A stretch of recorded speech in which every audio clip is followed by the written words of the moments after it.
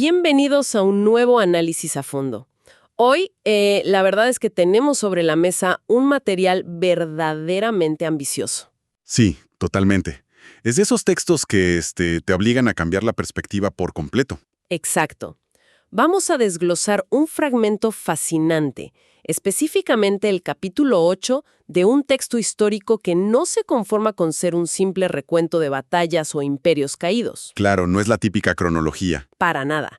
Lo que el autor propone aquí es un esquema estructural de la historia universal entera. O sea, la misión de nuestra inmersión de hoy es cartografiar la totalidad de la experiencia humana. Casi nada, ¿eh? Casi nada. Queremos tratar de comprender cómo nuestra especie navegó desde sus orígenes más oscuros hasta llegar a este estado actual de globalización extrema y a veces abrumadora.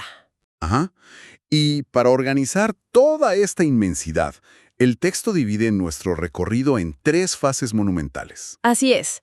La prehistoria, la historia y lo que denominan la historia mundial. Y el objetivo final de hacer esto es encontrar algo de claridad sobre cuál es nuestro verdadero lugar en la línea temporal como especie. Y yo estoy fascinada porque es un enfoque indispensable para la época en la que vivimos. Totalmente de acuerdo.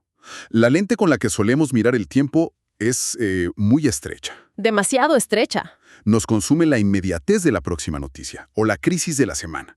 Pero este documento te obliga a dar un paso atrás y observar el bosque entero. Te saca del día a día. Exacto.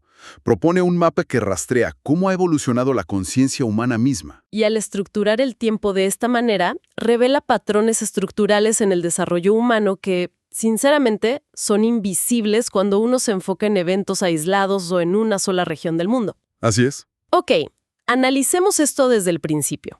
El texto arranca trazando la primera gran división del tiempo, que es la prehistoria. La inmensa prehistoria. Sí, es una etapa casi inabarcable. Pero el autor no la trata simplemente como un prólogo biológico aburrido donde, la gente inventaba la rueda y el fuego. Le otorga un peso filosófico inmenso. Y con justa razón. La prehistoria abarca la humanización inicial, la lentísima formación de las lenguas y la diferenciación de las razas. Ajá. Sin embargo, el argumento central del texto es que esta etapa nos enfrenta al misterio fundamental del ser humano. Es decir, el momento en el que surge la conciencia. Exacto. La conciencia de nuestra peculiaridad biológica y espiritual sobre la Tierra. Y más profundo aún, es donde nace el problema de nuestra libertad.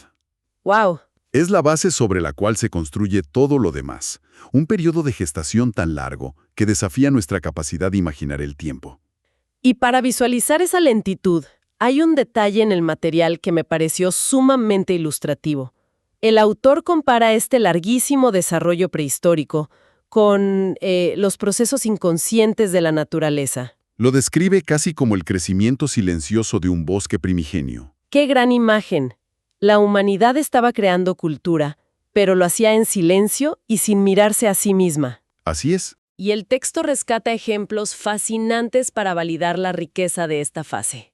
Menciona el espíritu peculiar, enormemente complejo, que se expresa en culturas como las de los pigmeos, los bosquimanos, los esquimales en el norte, o los polinesios navegando por todo el Pacífico.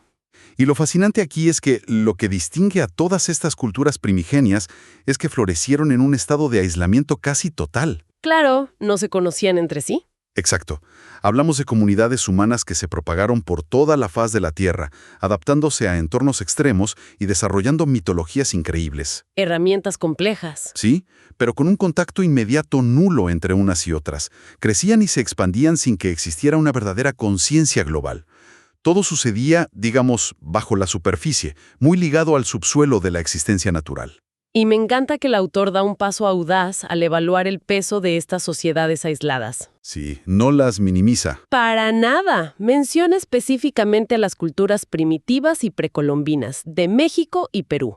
Y en lugar de relegarlas a una simple nota al pie, las eleva al mismo nivel de comparabilidad histórica que gigantes de la antigüedad como Babilonia y Egipto. Es un reconocimiento enorme. Lo es. Es reconocer que la genialidad humana no es propiedad de una sola región, pero, claro, ese nivel de aislamiento absoluto no podía mantenerse para siempre. Imposible. En algún momento, estas esferas separadas comienzan a rozarse, a colisionar, y eso nos empuja directamente a la segunda fase de este esquema. Esa segunda fase es la que el autor denomina propiamente la historia, un periodo que abarca aproximadamente los últimos 5.000 años. Aquí dejamos atrás la inmensidad inconsciente de la prehistoria. Y vemos surgir lo que conocemos como las grandes culturas de la antigüedad. Hablamos de China, la India, el Oriente Anterior y Europa. Es un cambio de ritmo brutal. Totalmente. A diferencia de la dispersión de la fase anterior, lo más trascendental de esta etapa ocurre en espacios geográficos relativamente pequeños y en ventanas de tiempo mucho más concentradas. Sin embargo, y esto es clave, el texto señala que siguen siendo historias paralelas. Son como ríos que corren uno junto al otro, pero que todavía no desembocan en el mismo mar. Esa es la metáfora perfecta. Y al analizar esta etapa de 5.000 años, el autor se toma el tiempo de desmentir un mito geográfico enorme que predomina en la educación tradicional.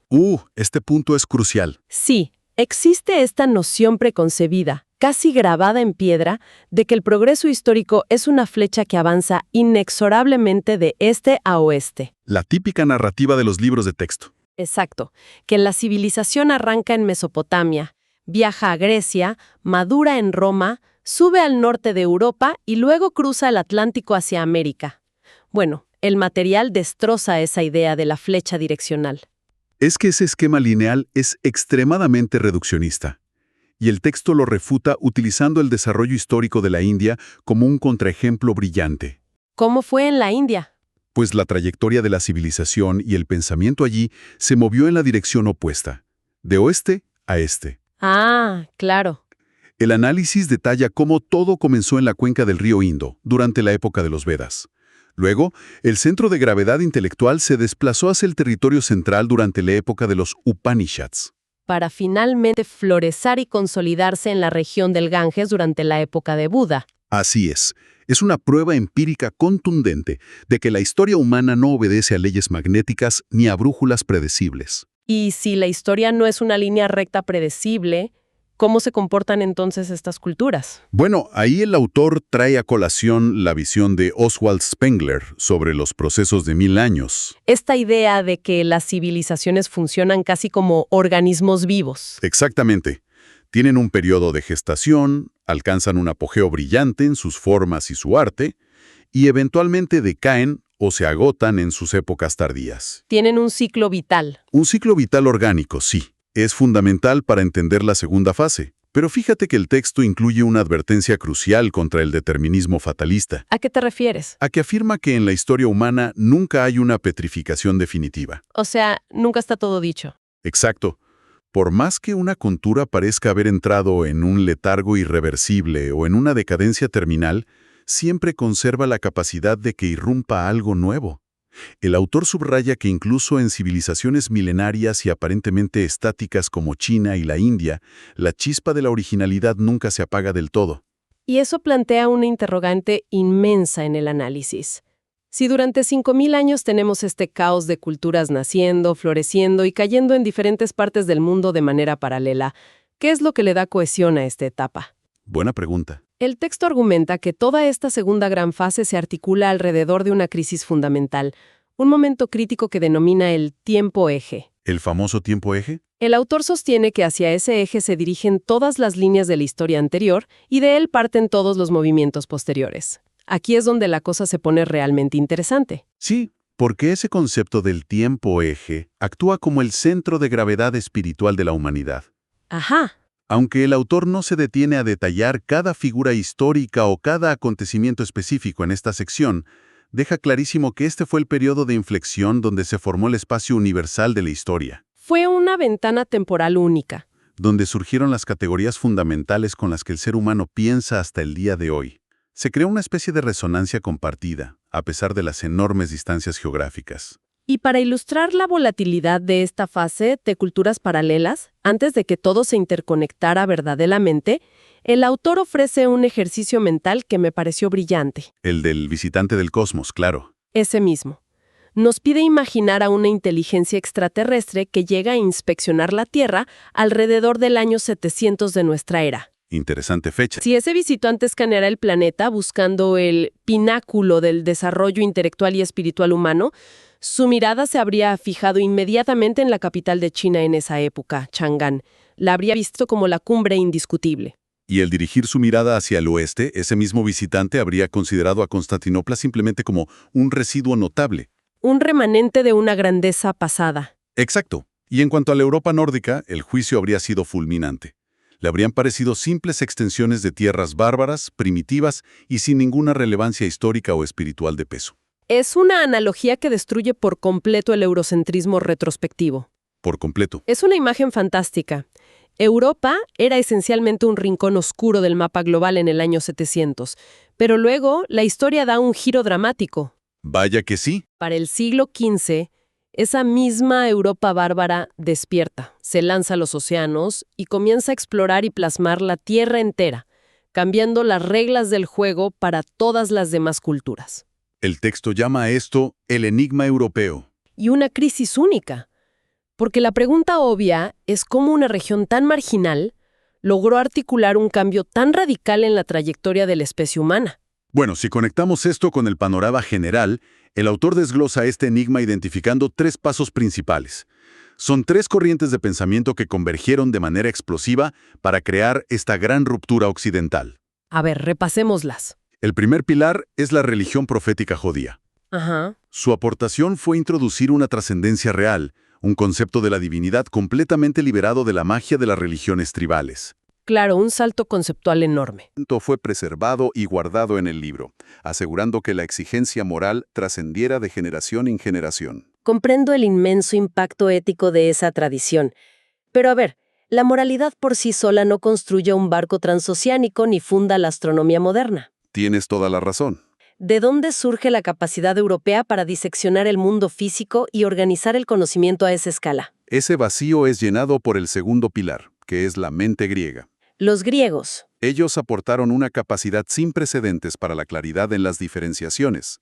Introdujeron la plástica de las formas y, más importante aún, la consecuencia lógica del pensamiento racional. El famoso logos. Desarrollaron un marco cognitivo basado en la deducción y la argumentación lógica que permitía analizar la realidad no como un capricho incomprensible de los dioses, sino como un sistema estructurado. Entonces tenemos la ética trascendental por un lado y la maquinaria de la razón lógica por el otro. Y el texto argumenta que el tercer pilar funciona como la amalgama de estas dos fuerzas. ¿Qué es el cristianismo? Exacto. Pero la manera en que el autor describe su función es muy analítica, no teológica. Sí, se enfoca en el mecanismo. Señala que el cristianismo heredó una interiorización extrema de la trascendencia, una profundidad espiritual que de hecho también se encontraba en las tradiciones de la India y China. La diferencia explosiva radica en lo que el cristianismo hizo con esa trascendencia. El giro fundamental es que encerró esa trascendencia absoluta dentro de este mundo inmanente y terrenal. A diferencia de las filosofías orientales. Claro, muchas invitaban a la contemplación pasiva o a la evasión del ciclo material, pero la visión cristiana forzaba la idea de que lo divino y lo terrenal estaban entrelazados. Y eso genera una tensión brutal. Al intentar reconciliar lo absoluto con las imperfecciones del mundo material, se generó una inquietud perpetua. Ese estado de tensión constante se convirtió en un motor psicológico inagotable para la acción, impulsando al hombre occidental a intentar reconfigurar su entorno implacablemente. Exactamente. Esa inquietud perpetua es una fuerza motriz formidable. Pero la transición hacia la edad moderna no fue un proceso ordenado, ni mucho menos elegante. Fue todo menos elegante. El texto se detiene a examinar las profundas contradicciones de este periodo. Menciona un concepto filosófico fascinante a fines de la Edad Media, el nominalismo. Sí. Una palabra compleja, pero clave. Para no enredarnos en jerga académica, el texto lo presenta básicamente como el catalizador de la ciencia y la técnica moderna. Es la idea de abandonar la obsesión por las grandes categorías abstractas universales para empezar a enfocarse en los objetos individuales. Lo empírico y tangible. Lo que puedes tocar y medir. es lo que empuja a la humanidad a observar el mundo físico real y a dominar las fuerzas naturales. Ese enfoque empírico transformó por completo la relación del ser humano con su entorno, convirtiendo a la naturaleza en algo cuantificable y explotable. Sí. Sin embargo, el autor subraya la esquizofrenia de esta época al contrastar este avance lógico con otro fenómeno simultáneo. Justo mientras nacía la ciencia empírica moderna, estallaban lo que el texto denomina sin rodeos las orgías de la brujería. Esa es una paradoja asombrosa. Es increíble. Por un lado, tienes mentes sentando las bases de la física y la anatomía, tratando de descifrar las matemáticas del universo. Y en la misma plaza del pueblo, la sociedad está consumida por una superstición tan violenta que culmina en persecuciones y ejecuciones masivas. Este contraste tan sombrío ilustra que el progreso histórico europeo no fue una iluminación serena. Fue un proceso turbulento, oscuro y lleno de tensiones desgarradoras. Y ese caos también actuó como una olla a presión intelectual.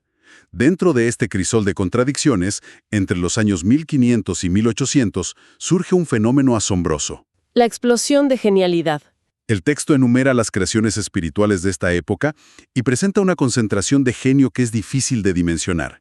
Menciona nombres como Miguel Ángel, Rafael y Leonardo en las artes visuales. Shakespeare en la literatura. Rembrandt. Puros gigantes. Mentes filosóficas como Goethe, Spinoza y Kant. Y genios musicales como Bach y Mozart. Leer esa lista de corrido es como repasar la alineación de un equipo de ensueño del intelecto humano. Todo condensado en una ventana de apenas 300 años. ¿Es abrumador? Estas figuras no solo crearon obras maestras, redefinieron lo que significa ser humano.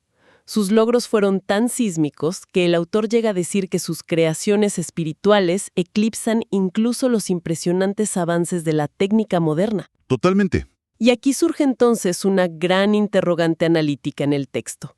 Frente a esta explosión de genialidad que alteró el curso de la historia, ¿debería considerarse este periodo de 1500 a 1800 como un segundo tiempo eje? ¿Es este el nuevo centro de gravedad absoluto? Mira, la tentación de catalogarlo así es enorme, y el texto sopesa la idea con mucha objetividad. Reconoce que esta época tiene una profundidad asombrosa. Claro, ven más lejos. Al tener acceso a toda la herencia cultural acumulada, estos pensadores pudieron ver por encima de los hombros del primer tiempo eje, desvelando complejidades del ser humano que los antiguos ni siquiera podían sospechar. Y entonces, Pero el veredicto del autor, después de analizarlo a fondo, es negativo. Concluye categóricamente que este periodo no constituye un segundo tiempo eje para la historia universal. las razones que ofrece para descartarlo son sumamente rigurosas. ¿Por qué se le niega ese estatus a la época que fundó la modernidad? El autor detalla varios motivos de peso. En primer lugar, argumenta que a pesar de toda su genialidad, este periodo europeo carece de la pureza, la claridad y la frescura original que caracterizaron a los pueblos del primer tiempo eje. Ya no era un terreno virgen. Exacto. La mente moderna estaba demasiado cargada, arrastrando el peso gigantesco de tradiciones antiguas, lo que a menudo la llevó a extraviarse por caminos sesgados y dogmáticos. Tiene sentido.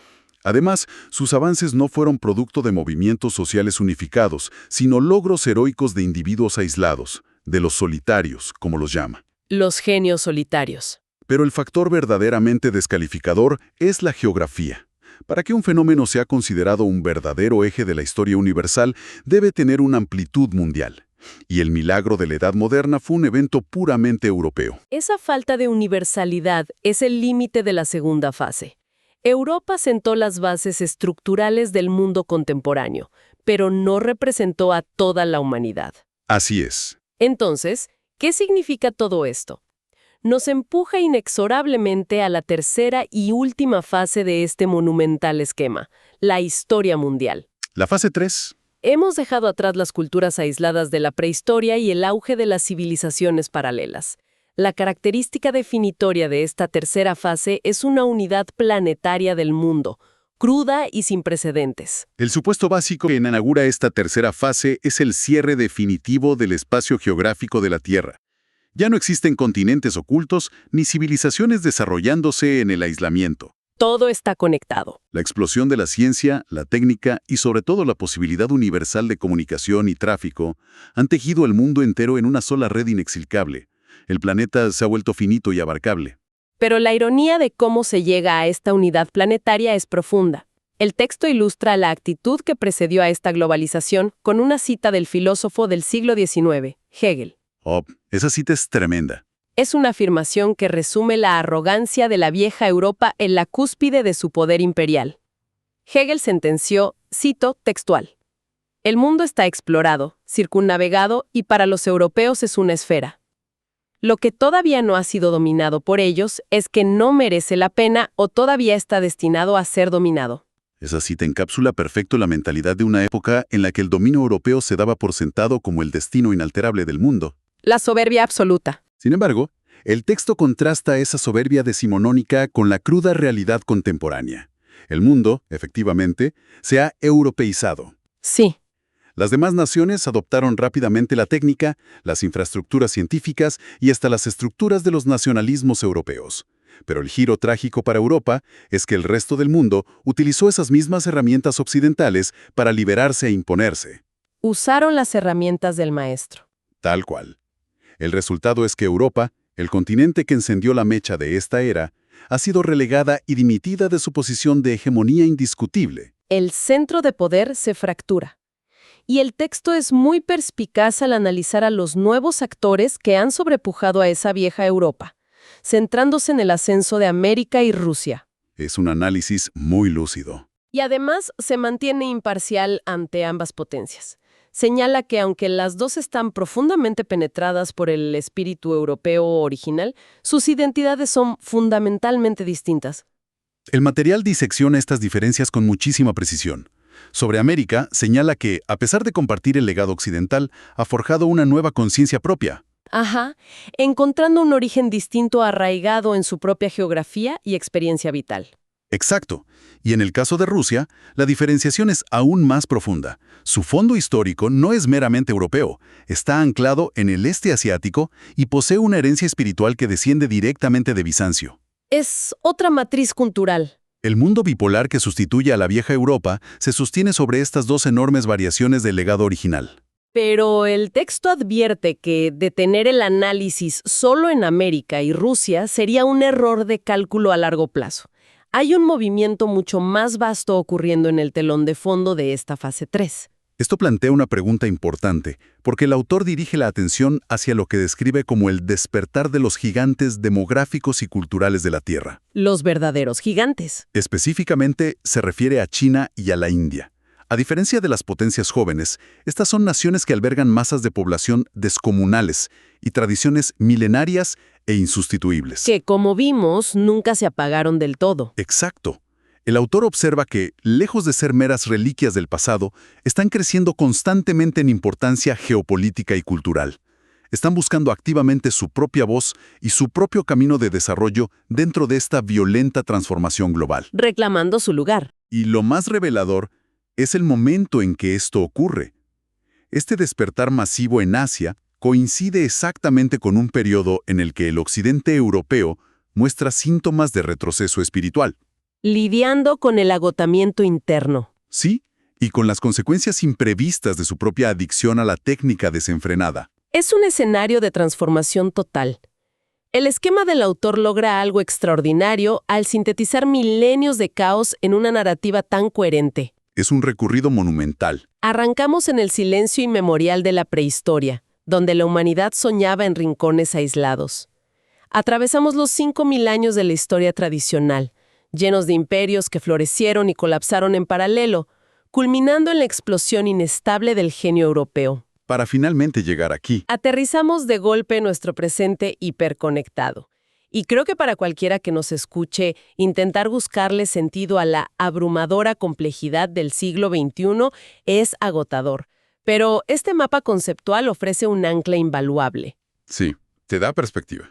Cuando surge esa sensación de asfixia por el bombardeo constante de información global, los choques culturales o la aceleración tecnológica, vale la pena recordar este esquema. Esa fricción constante no es un fallo en el sistema. Para nada. Es la confirmación empírica de que estamos viviendo los primeros compases de la fase 3.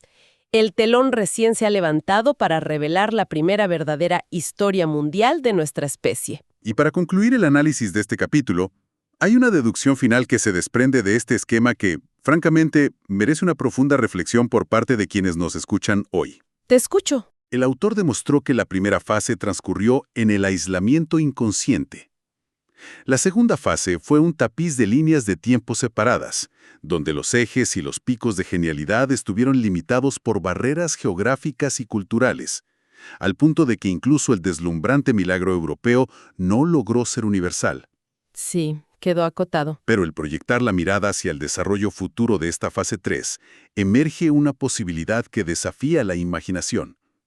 Quizás esta abrumadora, intensa y a menudo dolorosa interconectividad contemporánea, marcada por tensiones nucleares, crisis ecológicas y la fricción tecnológica constante, no sea el caos final de la civilización. ¿Sino qué? Quizás, bajo esta óptica, estemos atravesando el necesario y violento preámbulo para el verdadero y primer tiempo eje a escala estrictamente planetaria.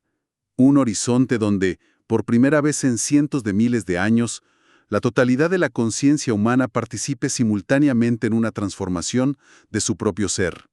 Eso te vuela la cabeza. Es un recordatorio poderoso de que, en términos del tiempo profundo, nuestra verdadera historia apenas está comenzando a escribirse.